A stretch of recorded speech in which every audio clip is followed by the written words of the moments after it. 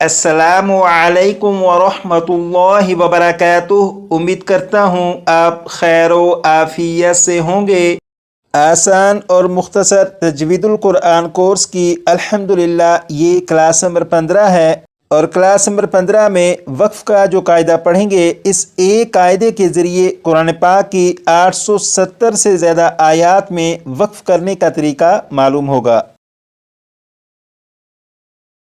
ये जो सबक आप देख रहे हैं, अगर इस सबक को अच्छी तरह समझकर ज़ुबानी याद कर लिया तो इसी सबक की बुनियाद पर कुरान पाक की 870 से ज़्यादा आयात में वक्फ़ किस तरह करते हैं वो हम करना सीख जाएंगे।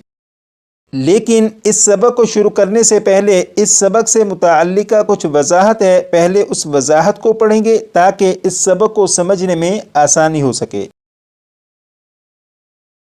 यहाँ पर लिखा है दो ज़बर दो ज़ेर दो पेश को तनवीन कहते हैं, और ये तो आपको पहले भी मालूम था कि दो ज़बर दो ज़ेर दो पेश को तनवीन कहते हैं।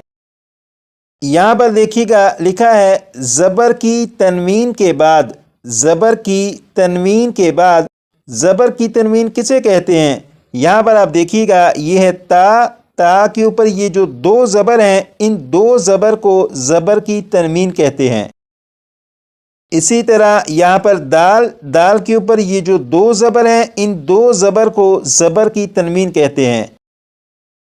तो यहाँ पर ता के ऊपर ये जो दो ज़बर हैं, ये भी ज़बर की तनवीन है, और यहाँ पर दाल के ऊपर ये जो दो ज़बर हैं, इसे भी ज़बर की तनवीन कहते हैं। अब दोबारा यहाँ से देखिएगा, ज़बर की तनवीन के बाद कहीं अलिफ और कहीं या लिखा जाता है। ज़बर की तनवीन के बाद कहीं अलिफ और कहीं या लिखा जाता है। जैसे यहाँ पर आप देखें, यहाँ पर ज़बर की तनवीन है और ज़बर की तनवीन के बाद अलिफ मौजूद है। इसी तरह यहाँ पर भी ज़बर की तनवीन और ज़बर की तनवीन के बाद या मौजूद है। यहाँ पर सवाल यह है कि ज़बर की तनवीन के बाद अगर अलिफ या आ जाए तो करेंगे क्या? तो इस सवाल का जवाब यहाँ पर लिखा है कि हिज्जे करते वक्त, हिज्जे करते वक्त, हिज्जे से मुराद है जोड़ करना, हिज्जे करते वक्त उनका नाम नहीं लेंगे। यानी अगर ज़बर की तनवीन के बाद अलिफ या हो तो जब हिज्जे करेंगे तो हिज्जे करते हुए ज़बर की तनवीन के बाद जो अलिफ या होगा उन्हें नहीं पढ़ेंगे। जैसे यहाँ पर आप देखें, ये एक लफ्ज़ लिखा हुआ है बिस्मिल्लाहिर्रहमानिर्रहीम। ये लफ्ज़ है अल्फाफन, अल्फाफन। इस लफ्ज़ में यहाँ पर फ़ा और फ़ा के ऊपर दो ज़बर हैं, यानी ज़बर की तनवीन है और ज़बर की तनवीन के बाद अलिफ है।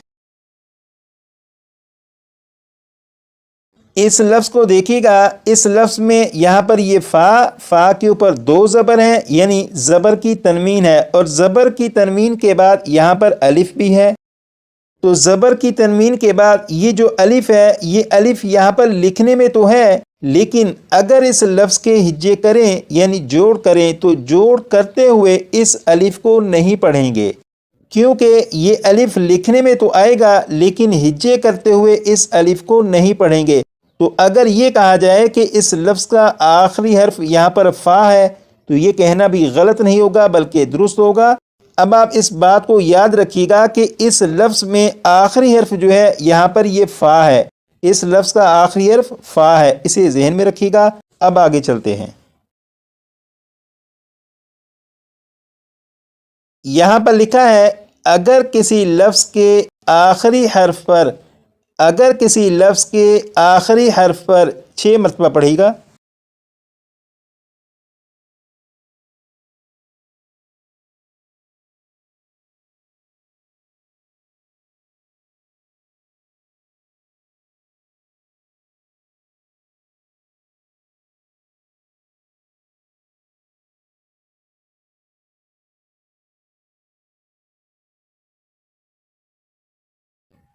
दो ज़बर हो तो, दो ज़बर हो तो 6 मरतबा पढ़ेगा।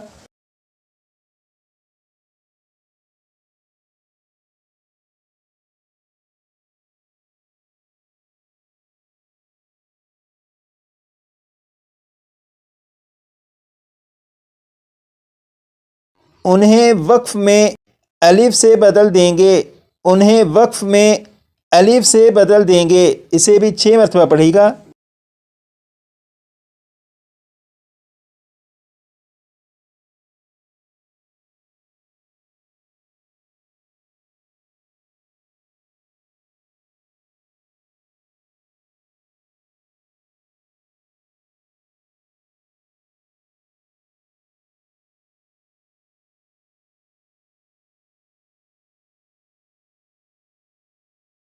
یہاں پر آپ نے پڑھا اگر کسی لفظ کے آخری حرف پر 2 زبر ہوں، جیسے یہاں پر آپ دیکھیں یہ جو لفظ ہے اس لفظ میں یہاں پر فا آخری حرف ہے اور فا کے اوپر 2 زبر موجود ہیں۔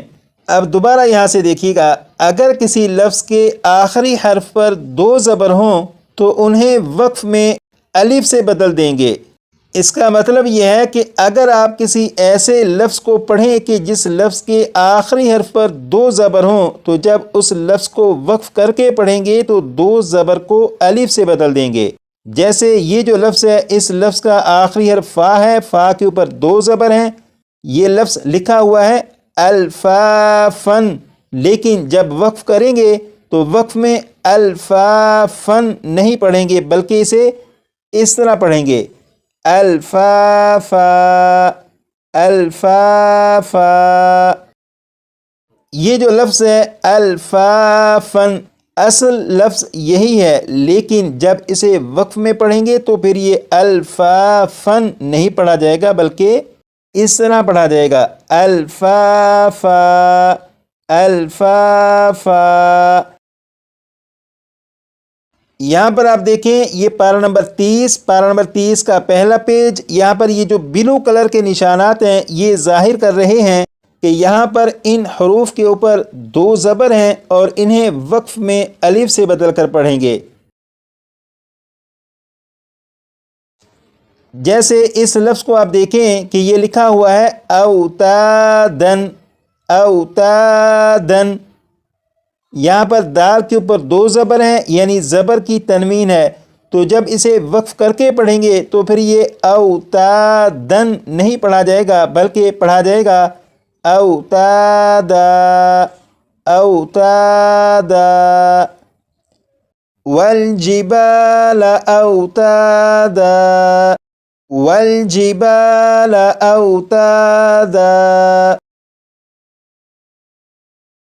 اسی طرح اس لفظ کو دیکھیے گا، یہ لفظ ہے لباسن لباسن، یہاں پر سین کے اوپر 2 زبر ہیں یعنی زبر کی تنوین ہے، جب اس لفظ کو وقف میں پڑھیں گے تو یہ لفظ لباسن نہیں پڑھا جائے گا بلکہ اسے پڑھیں گے لباسا لباسا۔